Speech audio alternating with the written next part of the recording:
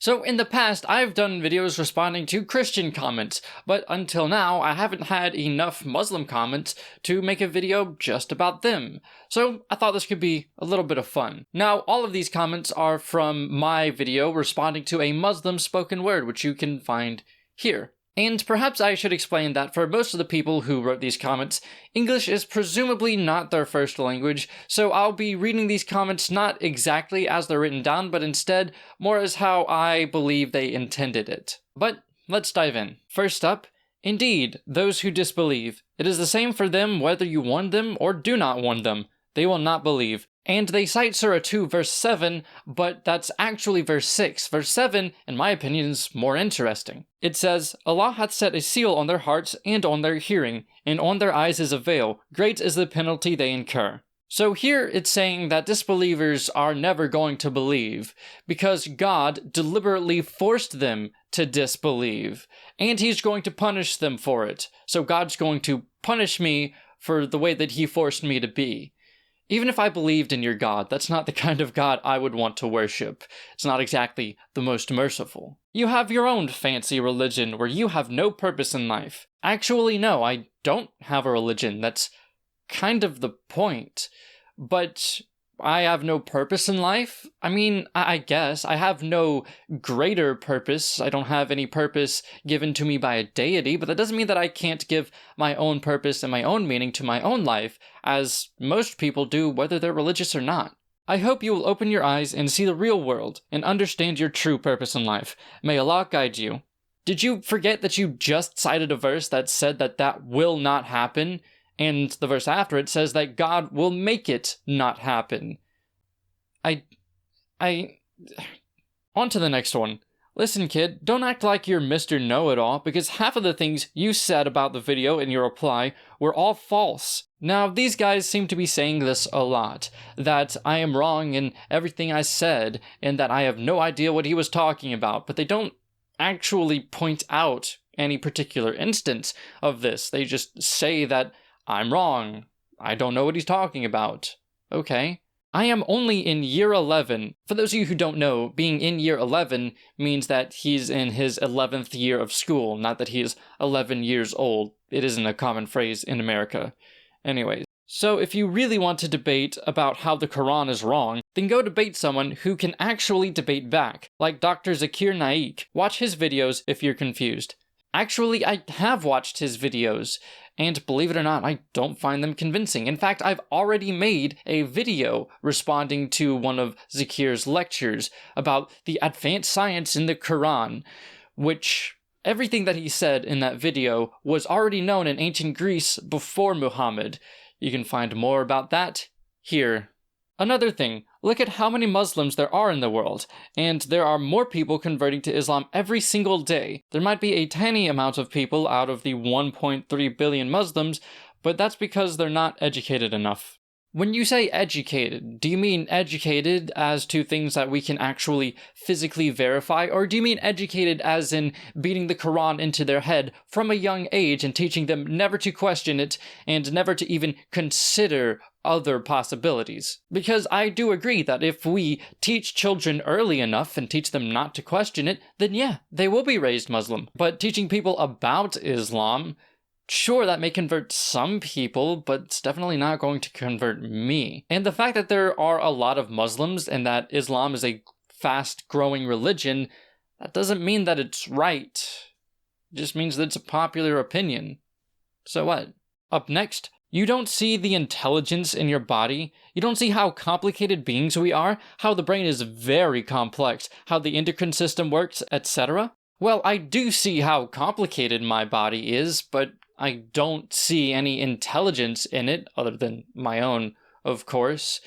The fact that things are complicated or complex does not mean that there had to be an intelligence to make them. It does imply that there was a process in which it was formed, but that doesn't mean that there was a deity who did it, much less that we know who he is and what he wants from us. If I see things in my body that are really complex, it does not logically follow that I was created by an ethereal god. Sorry. Up next, today you still believe in the theory of evolution. You are behind science. The Quran has 0 contradictions. You must prove it by the correct method, not seeing it on a website that cannot be counted for its validity. Do you stick to the scientific concept? So prove the Quran is full of contradictions and learn how to find sources directly rather than information from unclear sources. So in the original video these guys are commenting on, Mr. Muslim guy said that there's no contradictions in the Quran, and I didn't point out one directly, but instead said that it was debatable and showed a website which lists loads of alleged contradictions in the Quran, and lots of these guys have a problem with that. But this is not a scientific issue. I can't scientifically prove that this part of the book disagrees with this part of the book. You only really need one solid argument, no matter who it's from. So instead of just showing the website, where I guess guys can easily dismiss all of it at once, instead of actually looking at any of it, let's dive into a couple of these alleged contradictions.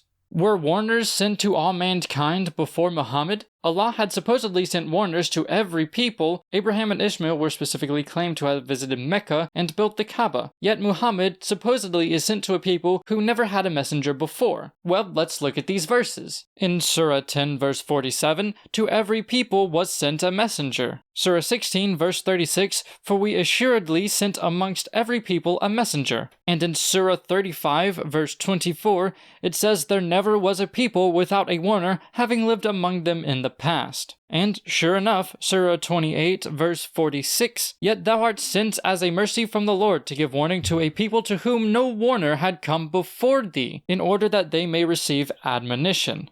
Surah 32 verse 3, it is the truth from the Lord that thou mayest admonish a people to whom no warner has come before thee. 34:44, but we had not given them books which they could study, nor sent messengers to him before thee as warners. Surah 36 verse 6, in order that thou mayest admonish a people whose fathers had received no admonition, and who therefore remain heedless of the signs of Allah. So it seems like this contradiction is actually in the Quran. Let's keep going. What will be the food for the people in hell? The food for the people in hell will only be dowry, or only foul pus from the washing of wounds, or will they also get to eat from the tree of Zakum? And sure enough, that's what those verses say. Going down a little bit, the Quran makes contradictory statements as to whether on the Day of Judgment intercession will be possible, no or yes. And here's some verses that definitely do contradict. Some verses it says there will be absolutely no intercession, but other verses are like, well, maybe some people. Now, whoever wrote on this website, Answering Islam, which, by the way, is a Christian website, don't know if you care, but the sources that they use is the Quran. So there's your unclear source. Up next, notice that he didn't answer the $64,000 question, were you created from nothing? He just danced around it like all other atheists. I didn't dance around it.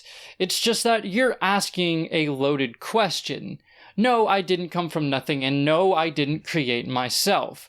But if you really want to know how it happened, here's some basic overview of that. You came from your parents, right? And your parents came from their parents, and their parents came from their parents, right? Well, here's the thing. As successive generations go on, organisms constantly change, including ourselves, in a process we call evolution. Now, as these changes are made, some are harmful. They don't help us survive at all. And those naturally die off because they're not better off than those without that change.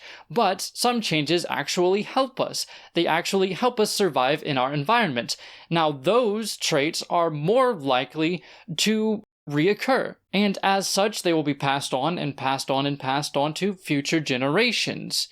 So, my point is, if we go back in time, through our past generations, we will see very, very different organisms. We will see our ape ancestors. And through this process of evolution, we very well can become more complex, but I suppose that's a different video. But if you're wondering how all of this got started, that was probably chemical abiogenesis.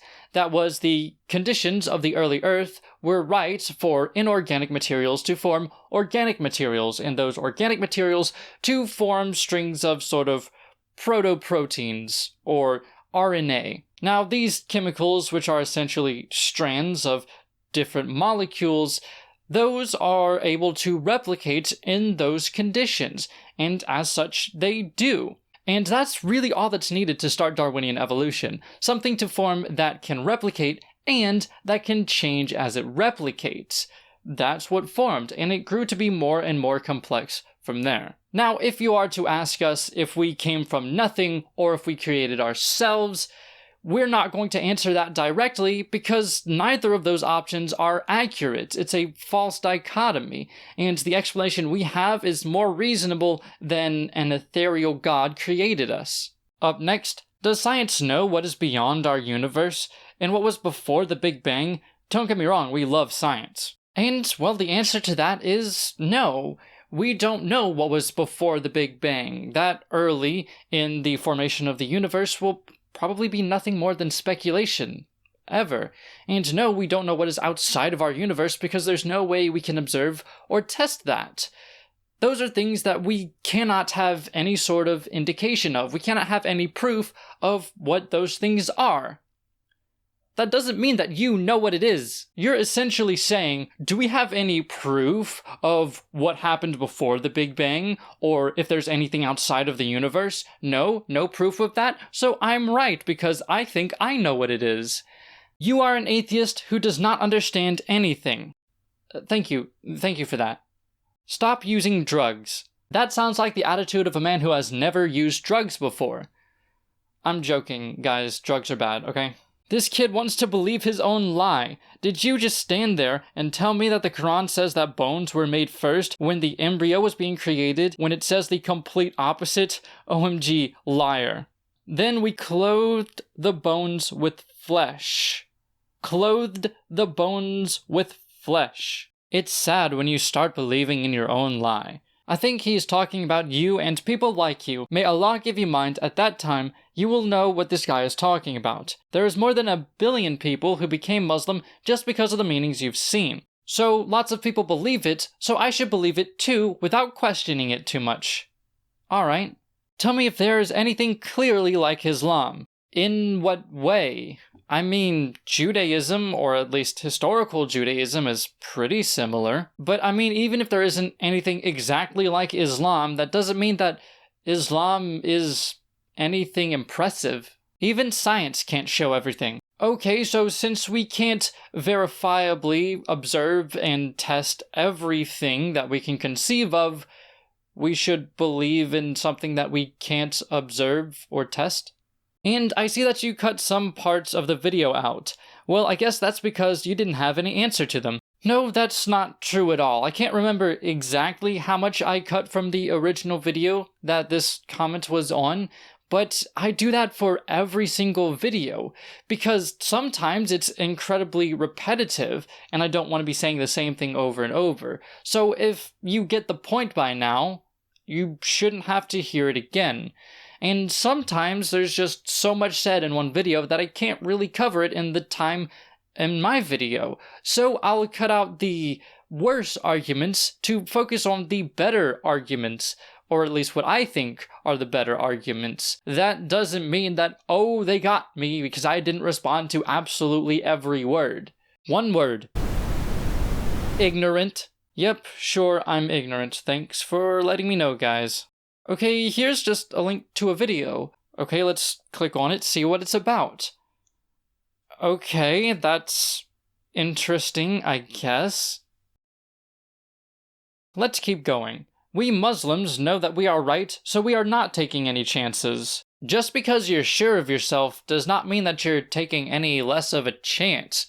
If I feel like I absolutely know what number a ball will land on a roulette wheel, or that I know what number will be rolled on a die, that doesn't make it any more or less likely for that to occur. I mean, think about it. If the Mormons were right, then there very well could be people who are very sure of Islam, or of other religions. Up next, if we were born just so the human species can live on, don't you think life is pathetic? I mean, what's the point of even living? It's like you're stuck in a game that you don't even give a care about. Well, I mean, as a whole, organisms survive because they are able to survive and good at reproducing.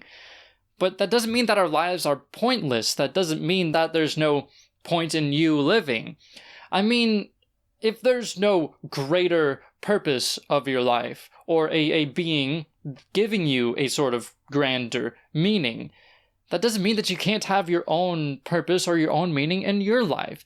And it sure as hell doesn't mean that you can't enjoy your life while you have it. I, as an atheist, can be happy. So why don't I try to be happy? If I can enjoy my life, why wouldn't I? And now, a lot of religious people will try to twist that around and say, oh, you just want to do whatever you want to do, that's why you're an atheist, when actually it's the other way around. If you're not convinced of any god, of course you're not going to obey the gods that people believe in. But that isn't to say that we don't have morality, which we're about to get to. If there's no afterlife, why don't we just love, kill, do whatever we want during life? It's not like you will get punished once you're dead. Well, here's the thing.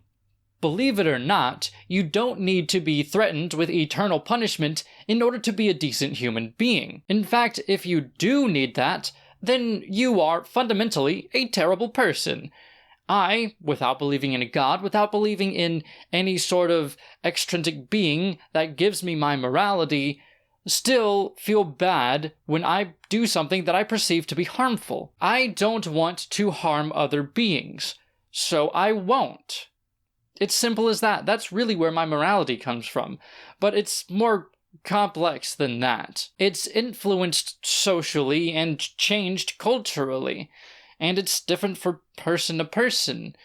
But we all have a morality within ourselves, and we disagree on what truly is or is not moral. There's no indication that there is a God given it to us. I mean, if you get your morality from religion, that's great, as long as your religion doesn't tell you to kill apostates and gays, but you don't need a religion in order to come up with your own morality, or to feel bad about having done bad things. Morality is something that everyone has, regardless of whether or not they are a believer. Except for psychopaths. P.S. You should seriously consider understanding what someone is saying before presenting your perspective on it. I mean, you were not even on the same page as some of the things the guy in the video was talking about. Have a nice day. And again, these guys will say, oh, you don't even know what that guy was talking about. What you were saying was way off, but they never explain what I got wrong. They're just, oh, you got it wrong. Oh, you're ignorant. Oh, you're stupid. Uneducated. Yeah. Oh my god, you make me angry. Are you stupid or what? You said humans came from evolution, but who created the first man and woman on this earth? I don't feel like answering this because you're thinking of it in an entirely different way than I am. I mean, are you talking about the first male and female human species? The first ape-like creatures that we came from? The first male and female anything? Evolution works in a totally different way than what you're thinking. Just learn about evolution, that's all I can tell you right now. I will give you advice. Please search about the truth before you die, because in our religion, which is Islam, there is something called the afterlife, when God will see what you did in your life, and good people will go to heaven and bad people will go to hell. So please give yourself a chance and just read. If you read, you will not lose anything. God will give you a brain to help yourself and find the truth. So give yourself a chance. I will pray for you, inshallah. Ah yes, good old Pascal's wager. If you believe and you're wrong, there's no loss. If you don't believe and you're wrong, then it's terrible for you, so you might as well believe. That assumes that I can choose what I believe, and I can't choose to believe anything that I want. I can only believe in things that I understand, and that seems reasonable to me. And the fact that your religion has the concept of a hell doesn't make that likely at all. It's incredibly unlikely for there to be a punishment in the afterlife, or for there to be an afterlife at all, at least in my mind. So I'm not going to devote the entirety of my life to get the sliver of a chance that I won't be burned alive in eternity by a God that loves me. Not only that, but think about how many religions there are. Sure, maybe the Muslims got it right, but maybe the Catholics got it right, or maybe the fundamentalists got it right, Or maybe the Mormons got it right, or maybe the Jehovah's Witnesses, or maybe the Hindus, Buddhists, Jains, the Baha'i, the Sikh. Who knows? Am I supposed to appeal to every single religion on the off chance that one of them might be true? So why should I choose your religion over the others? I suppose there's arguments for this, but that'll be for another video. The purpose of this clip is to push you to think out of the box, re-examine your beliefs, between you and yourself, not bragging about your little knowledge of some names and descriptions. It's weird when I read comments like this, because they treat it as if I didn't respond directly to the video. I don't really understand the thought process here. Anyways, he goes on with Pascal's wager, of course, just covered that. And there's more Pascal's wager. Okay, here's one. It's okay for you to believe what you believe. Like the Quran says, to me is my religion, and to you is yours. Everyone has a choice. But the Quran also says that if they turn renegades, that is, turn away from Islam, seize them and slay them wherever you find them, and in any case take no friends or helpers from their ranks. And later on it says, I will instill terror into the hearts of the unbelievers. Smite ye above their necks, and smite all their fingertips off them. If any contend against Allah and his messenger, Allah is strict in punishment. So yeah, what a generous and merciful God. In fact, in the Quran, there has been someone like you. In the Quran, Surah 6, verse 25, some of them listen to you, but we have cast veils over their hearts, lest they understand it, and in their ears heaviness. And if they see every sign, they do not believe it. When they come to you, they argue. The unbelievers say, this is nothing but the tales of the ancient ones. And that's interesting, because it says that God purposefully causes us not to be able to comprehend his signs. And later on, it goes to say, if thou couldst see when they are confronted with their Lord, he will say, is not this the truth? They will say, yea, by our Lord. He will say, taste ye then the penalty, because ye rejected the faith. So you worship a apparently merciful God who causes unbelievers to not believe, then punishes them because they didn't believe. So God just makes people just to punish them. I guess he's sadistic. Now, for some reason, actually I kinda know what the reason is, but Muslim comments don't seem to be the same as Christian comments. They seem to be less respectful, and with Christian comments, every now and then I would get a long-winded response that actually addressed what I said in the video. But this time around, I got stuff like this, and this. Wait, that actually is a long-winded comment. It doesn't seem to be responding to exactly what I said in the video, but I'll take it. Looks like we're doing another one of these. And here's the last comment. As a Muslim, I respect this video so much. It is the first response that wasn't driven by hate. Videos like yours help us understand our true purpose by debate and questioning, but I still respect your decision to be an atheist, and I will still keep mine. So yes, there are respectful and respectable Muslims out there. I guess I just got a lot of the bad ones. Now, I don't have anything against Islam except what I have against dogmas in general and how Islam encourages militarism. But with most Muslims, they seem to be pretty okay. And I don't mean this to be insulting to Islam in general. But that's going to do it for this video. Thanks for watching, and just a reminder that I am still selling t-shirts if you're into that sort of thing. Feel free to buy one.